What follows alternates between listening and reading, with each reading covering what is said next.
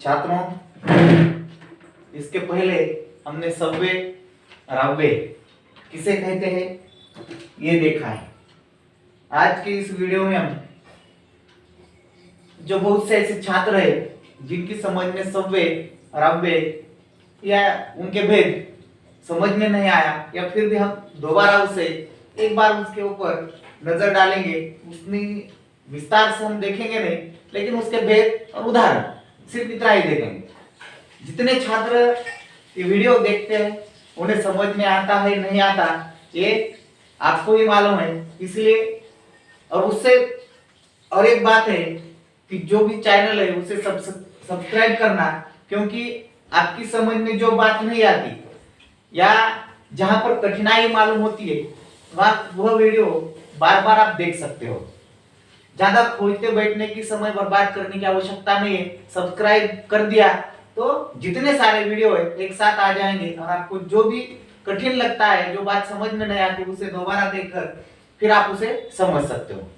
आपको जो प्रश्न पत्र भेजा गया है उस प्रश्न के अंदर कुछ बातें छात्रों की समझ में नहीं आ रही है, इसलिए फिर एक बार सभी सव्वे और अव्यय के भेद और उनके जो उदाहरण है ये यहाँ पर हम देखेंगे। सव्वे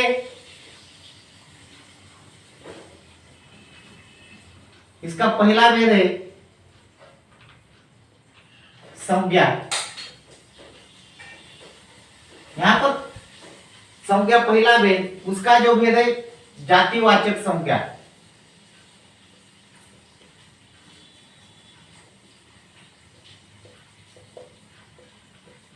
इस वीडियो में हम सिर्फ संज्ञा और उसके जो उदाहरण है यही देखेंगे। जातिवाचक ऐसा शब्द या ऐसे शब्द जो किसी भी वस्तु या स्थान की संपूर्ण जाति का बोध कराते हैं। समझो वृक्ष संसार में जितने सारे हैं, पुरुष संसार में जितने सारे, इस शब्द का उल्लेख करने के बाद जितने सारे हैं, समझो पुस्तक, नदी, पहाड़ आदि शब्द। यहाँ पर मनुष्य हो सकता है, कुत्ता होगा, जितने सारे विद्यालय होंगे, मैदान होगा, जितने सारे जिन शब्दों से उसकी समस्त जाति का बोध होता है उसे जातिवाचक संज्ञा कहते हैं। दूसरा है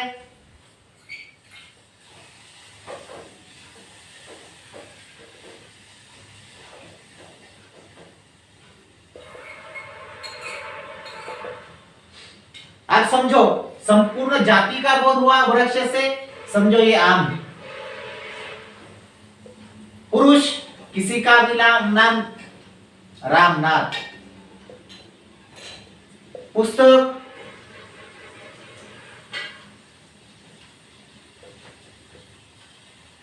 नदी, पहाड़ या पर्वत,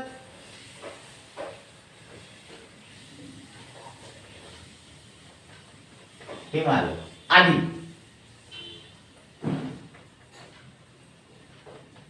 बहुत सारे हो सकते हैं, ठीक है। इसके बाद तीसरी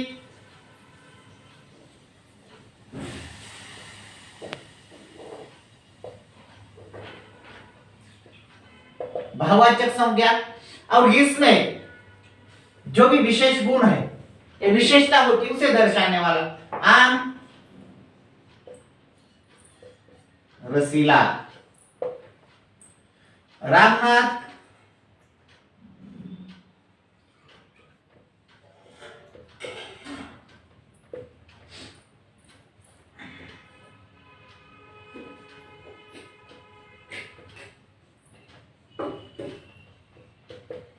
गंगा पवित्र,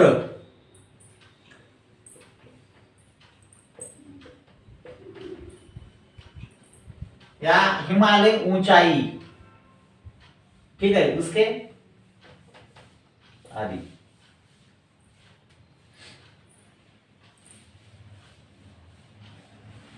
चौथा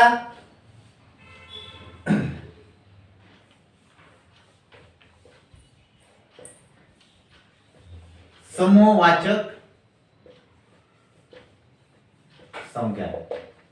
यहां पर भीड़, सेना, गुच्छा और बहुत से सब शब्द हो सकते हैं। उसके साथ साथ कक्षा, ये भी समूह है। पवित्रता यहाँ पर है।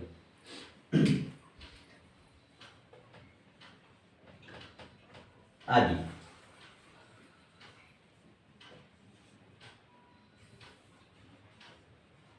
द्रव्यवाचक संज्ञा,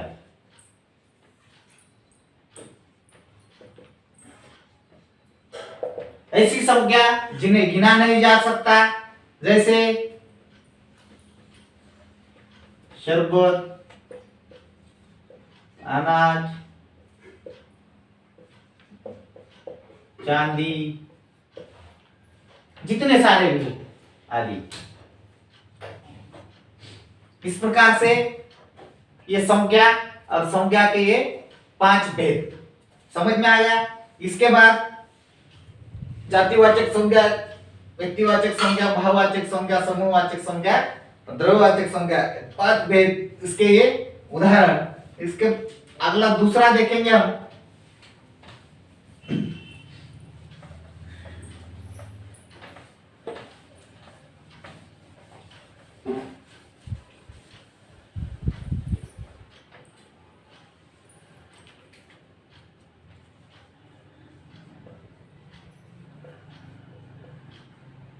सर्वनाम।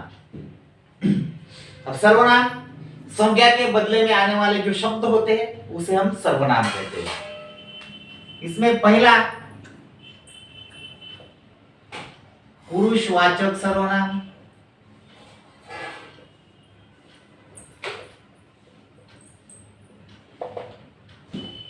दूसरा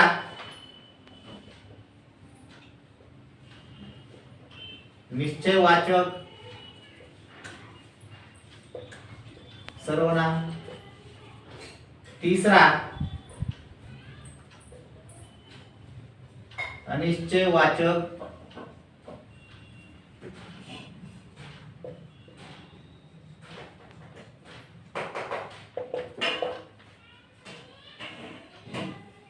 चौथा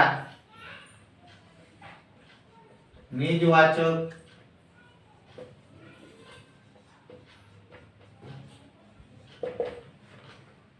पांचवा संबंध सूचक,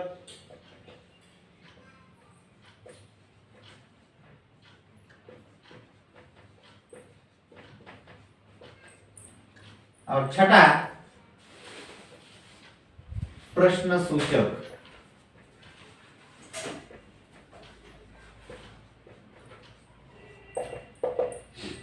अब इसके उदाहरण कौन से होंगे? पुरुष में मैं, तू, हम, तुम आदि। निश्चयवाचक में वह, ये, यह, यहाँ का वे आदि। अनिश्चयवाचक जिससे निश्चित किसी वस्तु का बोध नहीं होता, कोई, कुछ। निजवाचक में अपने स्वयं का कार्य दर्शाने के लिए उन जिन शब्दों का प्रयोग किया जाता है वह निजवाचक। समझो स्वयं, खुद, अपने, आप। संबंध सूचक सर्वनाम अब कौन से है?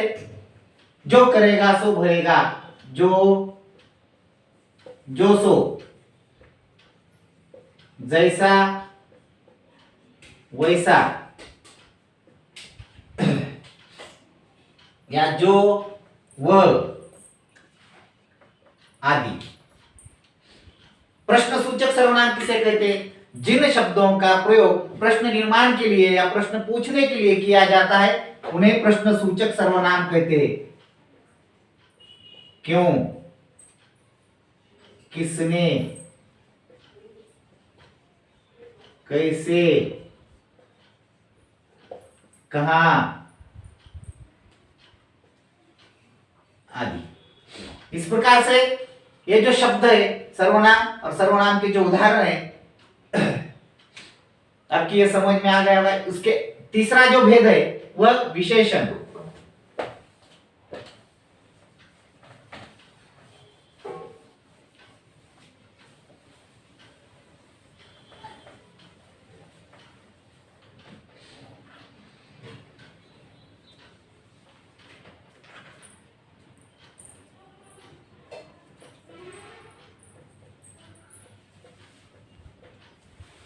अब देखेंगे विशेषण। संज्ञा या सर्वनाम के बारे में विशेष जानकारी देने वाले शब्दों को हम विशेषण कहते हैं। इसका पहला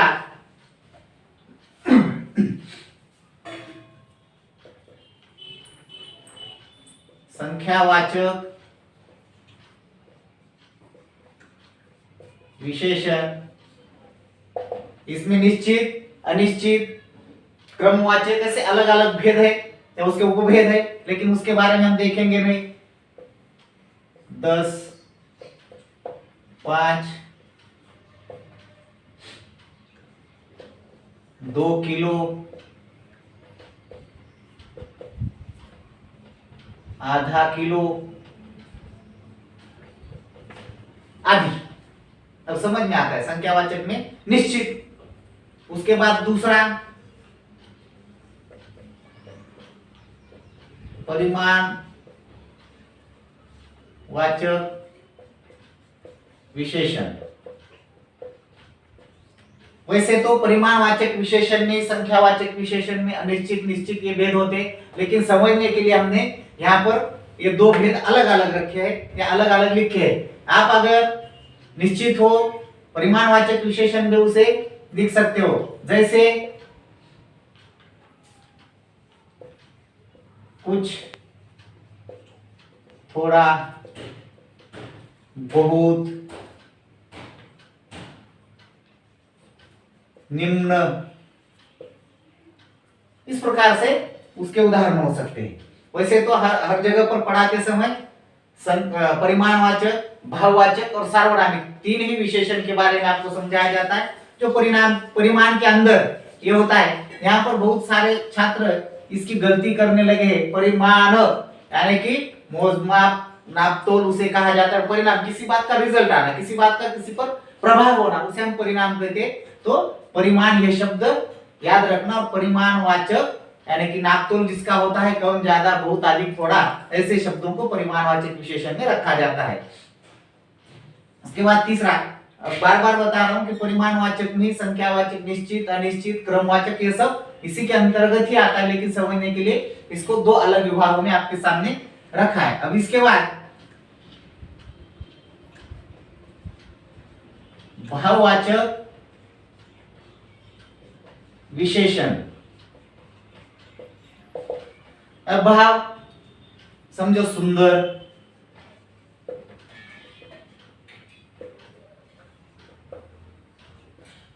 बच्चा, बूढ़ा, काला आदि शब्द संज्ञा या सर्वनाम की विशेषता बताने वाले, विशेषता प्रकट करने वाले शब्द और भाववाचक विशेषण। और चौथा है सार्वनामिक विशेषण।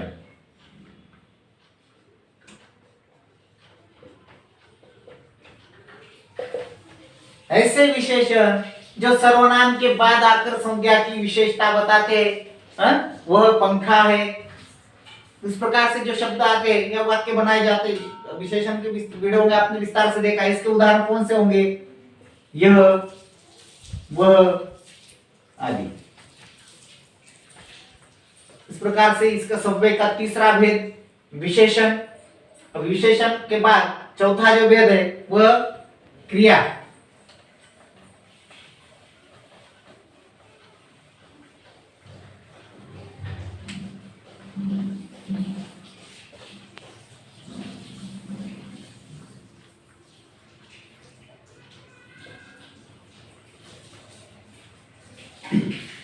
पहली क्रिया है सकर्मक क्रिया, यानी कि जो क्रिया कर्म के साथ घटित होती है उसे सकर्मक क्रिया कहते हैं। यानी कि कर्ता के कार्य का फल कर्म पर होता है, इसलिए सकर्मक कहते हैं। कर्म कैसे पहचाना जाता है, क्या और कैसे, ये प्रश्न पूछने के बाद जब उत्तर आंसर मिल जाता है तब समझ लेंगे कि उस क्रिया में, उस वाक्य में कर्म है, उसे सकर्मक क्रिया कहते हैं। उसके उदाहरण देखेंगे हम। पहले वीडियो में भी आपको उदाहरण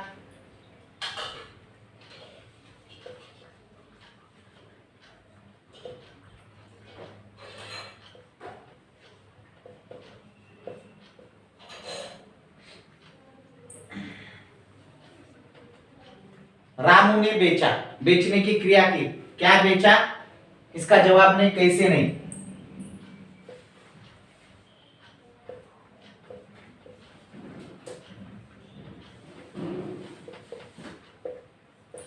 क्या बेचा, रामू के कार्य का प्रभाव दूध पर पड़ता है, इसलिए ये सकर्मक क्रिया का वाक्य होगा। ऐसे ही बहुत सारे हैं।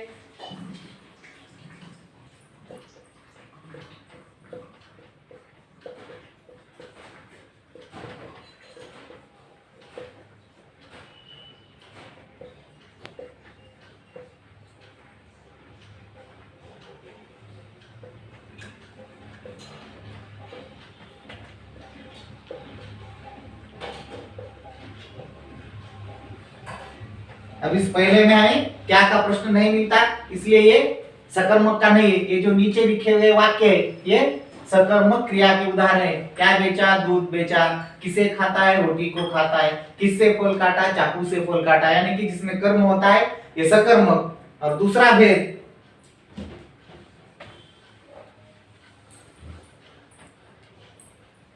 दूसरा है अकर्मक क्रिया, जिसके उदाहरण में हम लिख सकते हैं रामू ने खाया,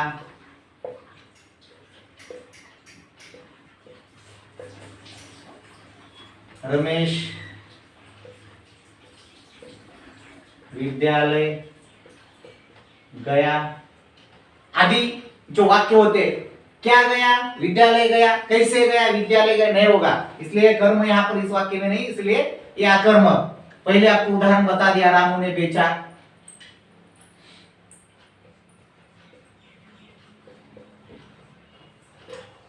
विकास ने पढ़ाई की, आदि ऐसे जो वाक्य हो जिनमें कर्म नहीं होता उसे अकर्मक कहा जाता है। उसके बाद तीसरा जो उदाहरण है या उसका भेद है, तीसरा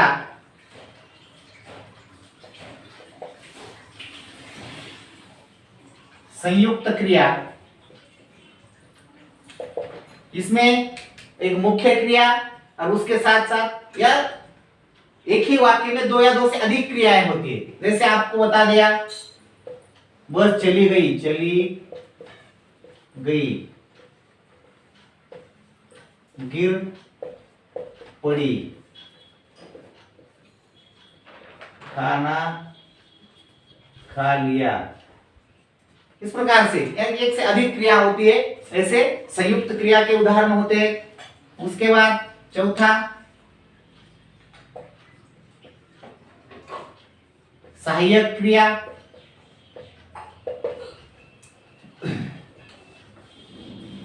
इनके उदाहरणों में एक मुख्य क्रिया होती है और दूसरी उसे सहायता करने के लिए।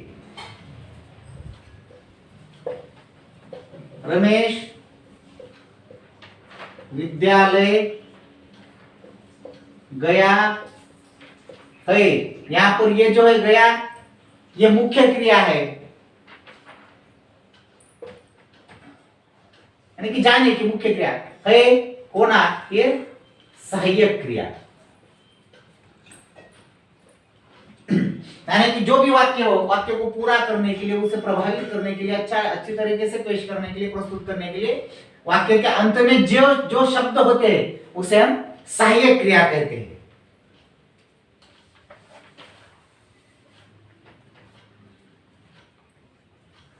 और पांचवा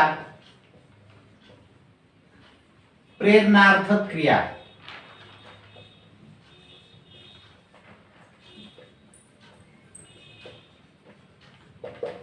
अब इसके अंतर्गत एक मूल क्रिया होती है, उसे प्रेरणा देने वाला दूसरा कोई व्यक्ति होता है या कोई उसे उत्साहित करता है काम करने के लिए, उसे हम प्रेरणार्थक क्रिया करते हैं। प्रेरणार्थक क्रिया में प्रथम और द्वितीय प्रेरणार्थक होता है। समझो मूल शब्द है खाना, आसान सा उदाहरण देखेंगे। अब उसको प्रेरित किया गया, दूसरे को काम करने खिलाने के लिए कहा।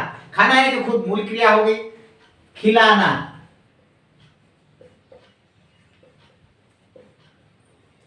दूसरे के हाथों से कार्य किया जाता है, दूसरे को काम करने के लिए प्रेरित किया जाता है। और इसका द्वितीय प्रेरणार्थक होगा खिलवाना। जैसे बच्चा दूध पीता है, माँ ने जब बच्चे को दूध पिलाया और माँ ने आया से कहकर, नौकरानी से कहकर दूध पिलवाया।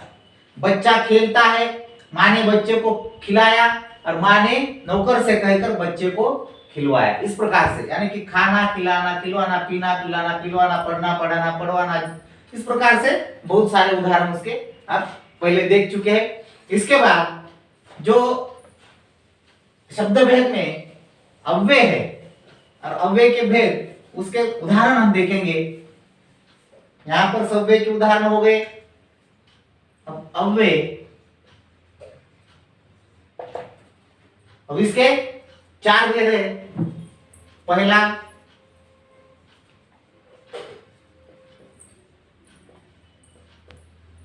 क्रिया विशेषण अव्यय, दूसरा संबंध सूचक अव्यय, तीसरा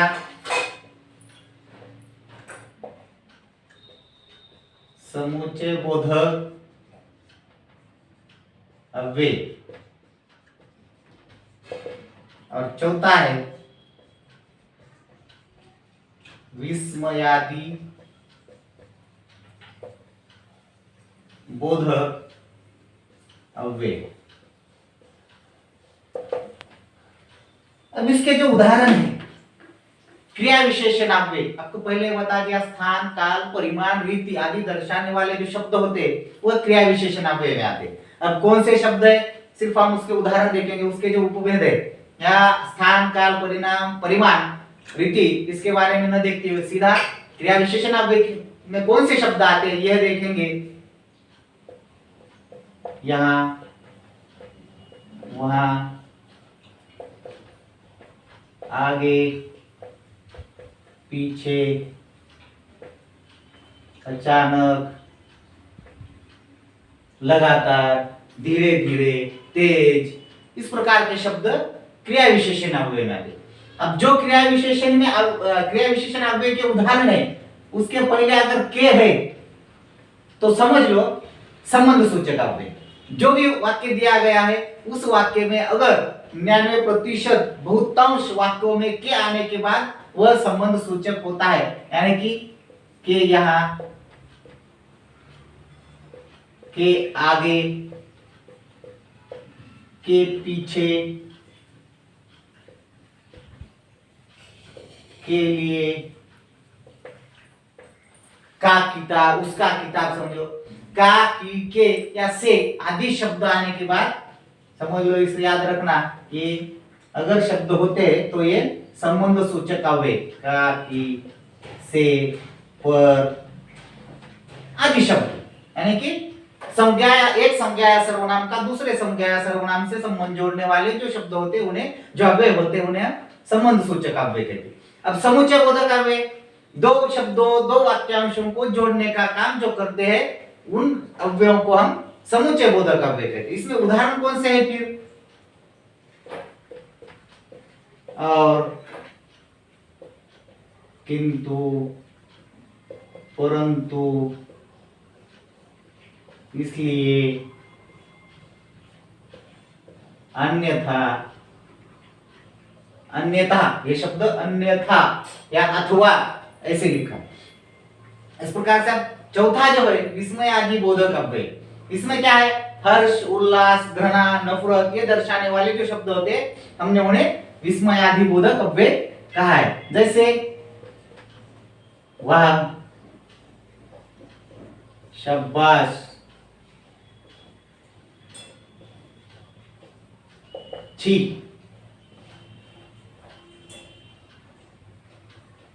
हाय राम, हाय हाय हाय, इस प्रकार से हाय हाय, ये क्या हो गया, बाप रे, शाबाश, वाह कितना अच्छा है। इस प्रकार से छी, कितनी गंदगी, ऐसे जो शब्द होते हैं, यानी कि इसमें मूल जैसे यहाँ पर के आने के बाद संबंध सूचक समझ लो, यहाँ पर विस्मय आदि बोधक चिन्ह, ये चिन्ह होता है, इसे विस्मय आदि बोधक चिन्ह कहते हैं। ये चिन्ह जिस शब्द के पास होगा, शब्द के बाद में होगा, वहां पर हम उसे विस्मय आदि बोधक अव्यय कहते हैं। व्याकरण, भाषा व्याकरण में जो लगभग 10वीं कक्षा तक जो 50% जो व्याकरण हमें पढ़ने के लिए, अध्ययन अध्यापन के लिए रखा गया है, वह सव्यय और अव्यय इनमें ही विस्तृत है। प्रश्न पत्र में जितने सारे प्रश्न पूछे जाएंगे उसमें से 50% प्रश्न इसी के ऊपर होंगे। और आपको जो प्रश्न पत्र सुबह भेजा गया है उसके जवाब लिखते समय अगर कुछ कठिनाई हो, कुछ समझ में न आए, तो इसे देख सकते हैं। इससे विस्तार से फिर अलग अलग से वीडियो है, उसे देखिए। और एक काम करना आवश्यक है, पहले भी आपको बता दिया है कि जो भी चैनल है, जो आपको लिंक दी गई है, उसे सब्सक्राइब कर दीजिए, क्योंकि एक ही साथ अपने पूरे वीडियो मिल जाएंगे। अगर आपको वो पसंद आता है, समझ में आता है, तो उसे लाइक करना है, क्योंकि हमारी समझ में आएगा कि हमने जो भी प्रयास किया है ये आपकी समझ में आता है या नहीं, क्या उसमें कुछ सुधार करने की आवश्यकता है। वैसे तो जितना हो सकता है हम 10वीं कक्षा तक पर्याप्त जो है उतना हम समझाने की कोशिश यहाँ पर करते हैं, फिर भी उसमें कोई सुधार चाहिए। अगर आपकी कुछ समझ में नहीं आता, ये समझ में आ जाएगा। आपको अपने ग्रुप पर भेजने के लिए कहा है कि आपकी कौन सी समस्या है। कुछ छात्र बिल्कुल अच्छी तरीके से पढ़ने का काम कर रहे हैं, समझने का काम कर रहे हैं, और उसी के साथ साथ अपनी समस्याएं भेजने लगे।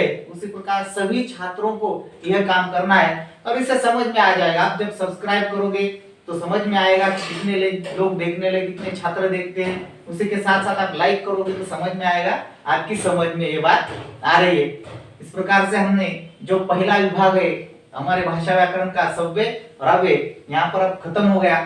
प्रश्न पत्र भेजा गया है सभी छात्रों को, उन प्रश्न पत्रों के हल या उन प्रश्न पत्रों को छुड़ाकर या उसके जवाब लिखकर हमें भेजना है।